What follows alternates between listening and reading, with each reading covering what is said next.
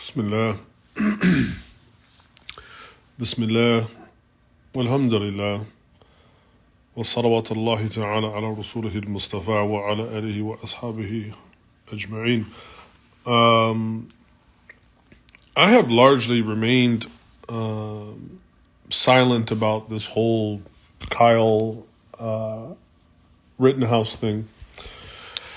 Mainly because it's like every day for the past couple of years, whether it was during the Trump administration or then COVID-19, it's there's always kind of like one spectacle. I think that's the word I want to use, right? To invoke Guy Debord, right? There's this kind of spectacle that happens almost every day, right? There's some new thing.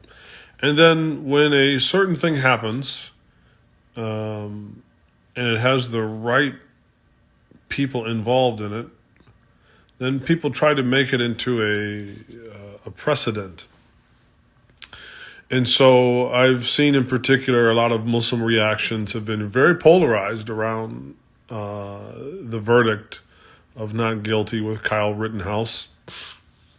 Some are saying that this is just another example of a racially biased system letting off, a white person who committed a crime, whereas non-whites and more emphatically black folks, if they had done it, probably would not have had quite so kind of a verdict in the system. And there's probably, some truth to that, although there are some cases that show where there have been some self-defense cases in which the person involved, the defendee, was black and had to shoot folks or use deadly force.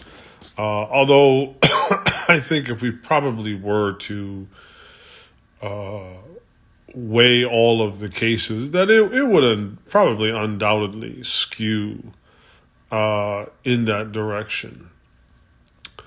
But more particularly for our community, it's unfortunate to find us sort of, drawing these lines in the sand and tearing each other's throats out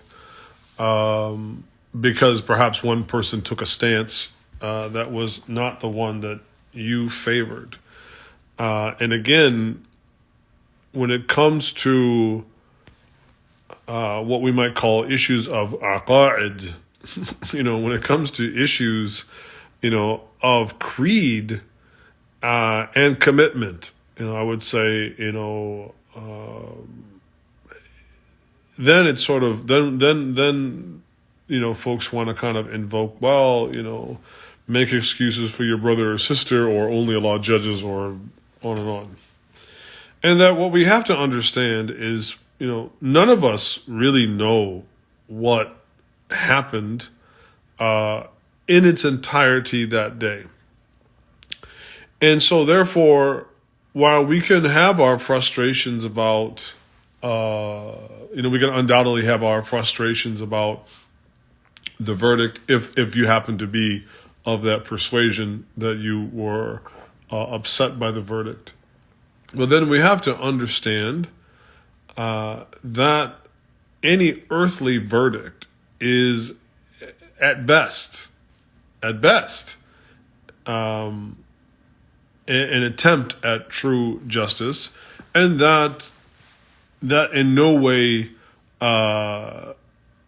does away with the necessity of the day of judgment, of which Allah will truthfully preside as judge, jury, and executioner over our lives.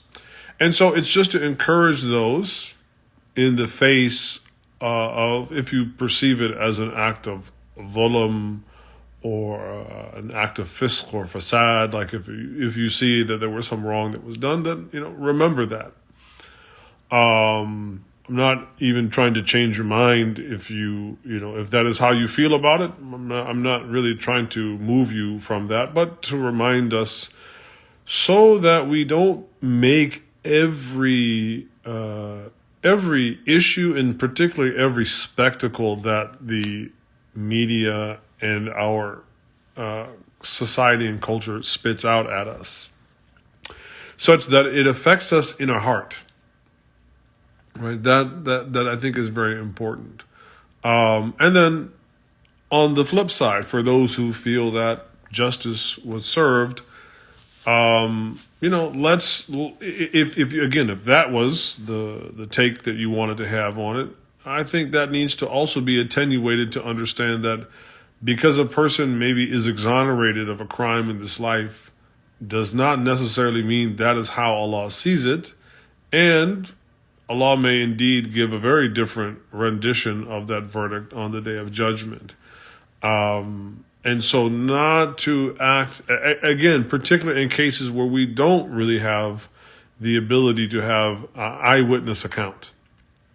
And so that we don't jump from one extreme to the other and then use this as a platform and as a springboard to tear at each other when there are really bigger fish to fry than this. And again, I don't really have much of a dog in that fight. Somebody had asked me Saturday before the tafsir class, kind of like what was my feelings on it. And I said, I don't know. I wasn't there, right? My peanut gallery in the bleachers sideline, looking at it. My view is that kid may indeed have found himself in a situation where he had to use deadly force.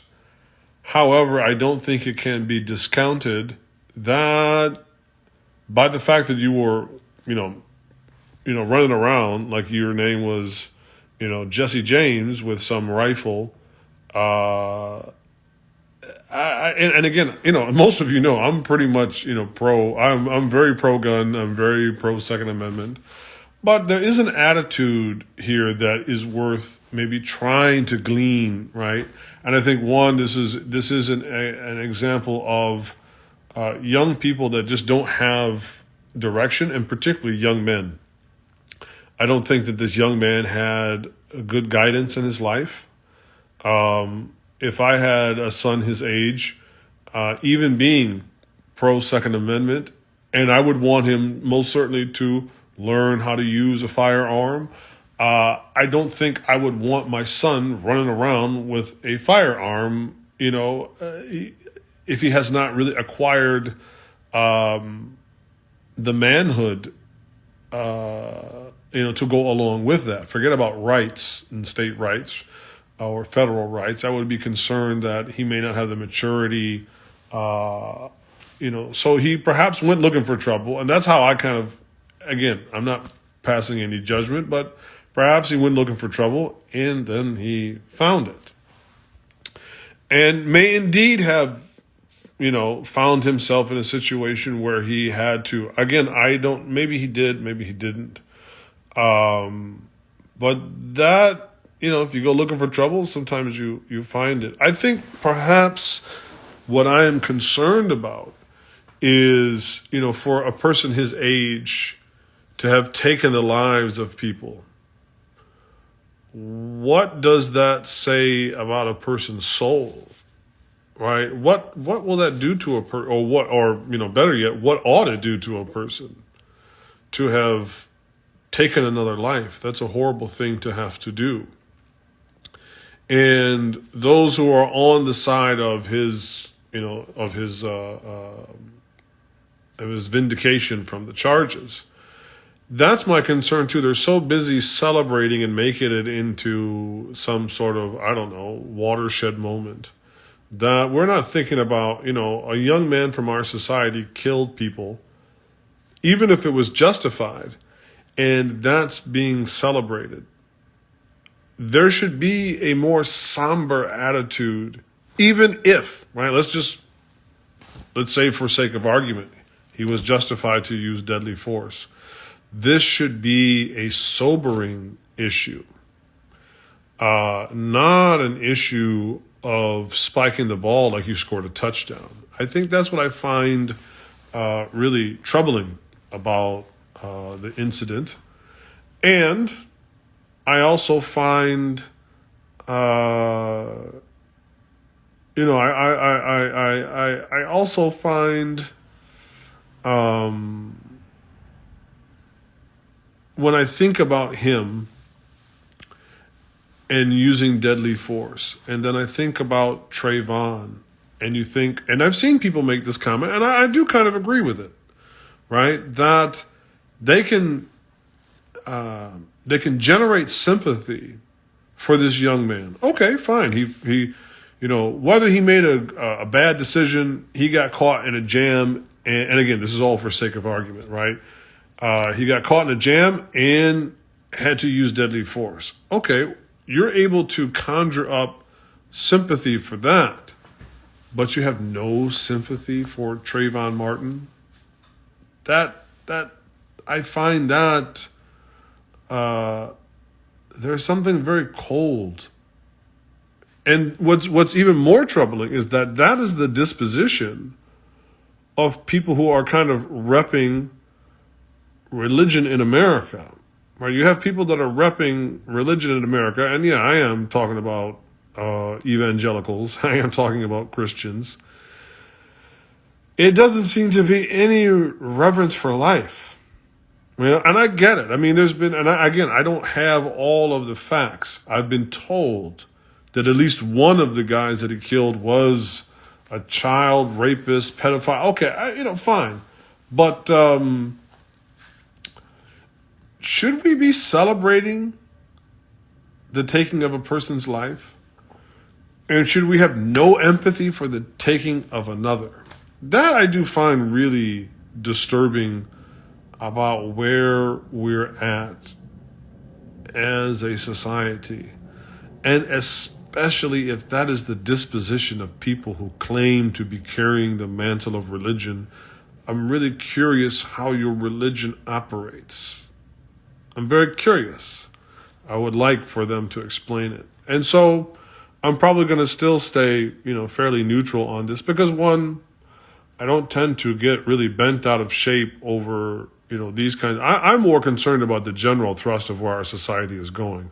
The continued capitulation and collapse of any moral integrity, the embracing of sexual voyeurism, the pornification of society, if not civilization, the cold-heartedness, the amassing of unbelievable amounts of wealth, and the concentration of poverty. I wish that some of these people that could get so motivated about this young kid, and again, maybe they're right. Can they get motivated about some other stuff too? And again, I wonder, if I were to be in that group that is celebrating his vindication from the charges, why don't you guys seem to get fired up about any other social cause? Again, I am pro-gun. Don't get it twisted. I'm not a liberal. I don't fit well in the conservative camp either, but I'm definitely not a liberal, right? And I am most certainly pro-Second Amendment. I'm still kind of curious as why am I, as a black man, as a Muslim, I'm kind of curious why I haven't been able to get my conceal and carry permit, even though others of a different ethnic persuasion, a different complexion persuasion, and a different religious persuasion seem to be getting theirs, but I can't seem to get mine, even though I am part of a targeted community. Shouldn't we be celebrating something else? That's what I really, something very cruel about that. Anyway, just sharing some thoughts and why I have not really been motivated to say much about it. So anyway, وصلى الله وسلم على سيدنا محمد وعلى آله وأصحابه أجمعين والحمد لله رب العالمين. السلام عليكم.